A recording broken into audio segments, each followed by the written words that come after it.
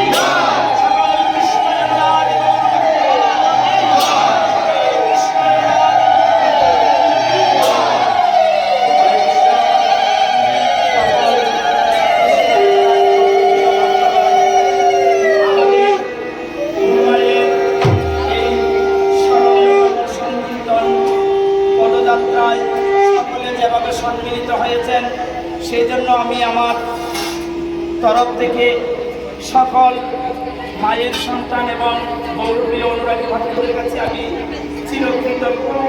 এতে আজকের দিনে আল্লাহ আমাদের কাছে স্মরণ করে এই পদযাত্রাটা হরিনাম সংকীর্তনের মাধ্যমে করতে পেরেছি।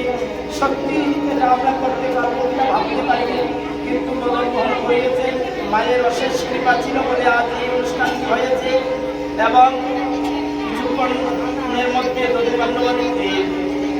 শুভ অধিবাস শুরু হবে। আপনারা সবাই সহযোগিতা করবেন। কাল উপবৈশী অষ্টপ্রহর হরিনাম সংকীর্তন, সেই দিকেও সবাই সহযোগিতা করবেন। তাই বিশেষভাবে আমি আবারও সকল ভক্তবৃন্দের কাছে আমার চিরকৃতজ্ঞতা জানিয়ে আজকের মতো এই পদযাত্রাকে এখানে সমাপ্তি ঘোষণা করলাম। আবারও আমরা সবাই মিলে প্রেমানন্দের একবার